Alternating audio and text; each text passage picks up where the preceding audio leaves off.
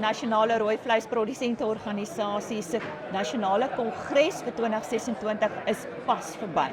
En by my sit Frik van der Rooyen, natuurlik die voorsitter van die RPO. En Frik, ja, goeie terugvoer wat jy gekry het. Ek hoor net hoe almal jou komplimenteer. Wat dink jy? Baie positief. Ek dink ons moet aanvaar, ons het 'n nuwe minister met nuwe uitdagings. Hy was self hier gewees gister en vandag en hy het baie goed oorgekom en hy het baie goed gesê wat ons as produsente veral op grondvlak graag wil hoor. Ons het baie vrae en ek is baie positief. Ons het baie goeie sprekers gehad en 'n baie goeie kongres.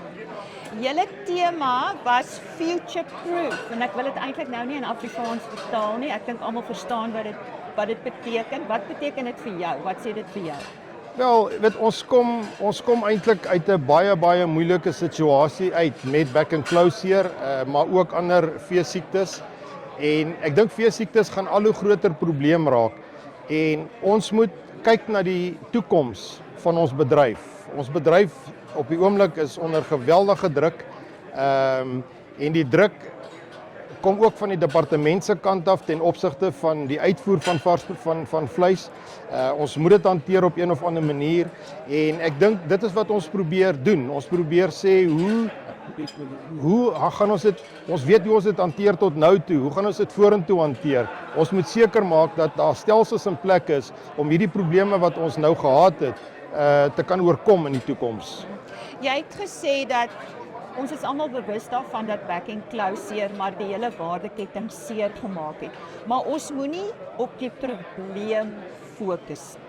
Ons moet op oplossings fokus. Ja, ek dink definitief so. Ek meen ons is ek wil nie sê ons is deur die probleem nie, maar as ons net kyk na enstof word nou privaat beskikbaar gestel aan die hele industrie. En dis vir ons 'n baie positiewe ding. Met ander woorde, daar is nie meer 'n beheer deur die staat oor wat se enstof ons kry en wanneer ons dit kry nie. 'n Produsent kan nou op sy eie stoom na sy veearts toe gaan. Hy kan enstof daar bestel en die enstof word vir hom afgelewer. Dit is 'n totale kopskuif van die probleem wat ons gehad het om deur die staat ingeënt te word. En dan het jy ook gepraat van kritiek. Ons is so geneig om kritiek te lewe. Ja, dis maar ons tipiese Suid-Afrikaanse boere. Ons hou daarvan om iemand anders te blameer, om die kritiek na iemand anders te wil verskuif, maar ek dink, soos ek gesê het in my toespraak ook, die positiwiteit begin by jou op die plaas.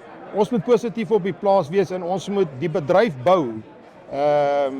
Ons het 'n enorme hoeveelheid werk, ons het 'n enorme hoeveelheid boere in Suid-Afrika en ons sal oor goed verskil.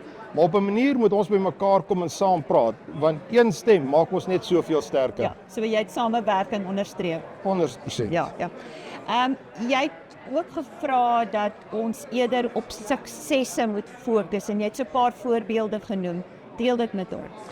Ja, ek dink daar's baie voorbeelde in die bedryf. Jy weet, as ons kyk byvoorbeeld na die sitrusbedryf in Suid-Afrika, as ons kyk na die melkprodusente in Suid-Afrika, hoe daardie ouens saam staan en oplossings vind binne die bedryf. En dis iets wat ek regtig verstaan, dat ons 'n manier vind om die hele bedryf saam te sit, om een tafel, almal binne in een tent te kry, sodat ons kan saam praat en die probleme kan oplos. Ons sit met ongelooflike hoeveelheid mense met kennis daar buitekant, wat nie deel is van die organisasie nie. Ek wil hulle graag deel maak van die organisasie, sodat ons kan vorentoe beweeg. As jy nou 'n baie kort boodskap moet deel met produsente wat nie vandag hier was nie, as voorsitter van die RPO, wat sal dit wees? Ja, ek is waarskynlik bietjie uitgesproke daaroor in die sin dat ek voel al die produsente, rooi vleisprodusente moet deel word van die rooi vleis organisasie van Suid-Afrika. Die punt is net dit.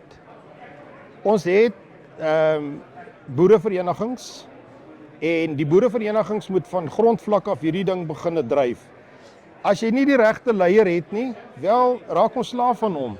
Kies die regte leier, want op die einde van die dag is dit 'n baie groot bedryf en ons moet vorentoe gaan. En as ons van grondvlak af kan hoor wat die probleme is, kan ons op nasionale vlak soveel meer doen. Maar ons het stemme nodig sodat ons die werk wat ons moet doen ten opsigte van, om een voorbeeld te noem, die regering. As ons met een mandaat na die regering toe kan gaan, is dit soveel makliker om hulle in 'n hoek te druk en te sê, dis die probleem in die bedryf en dis hoe dit opgelos moet word. Ons wil graag hê dat julle moet saam met ons 'n pad stap.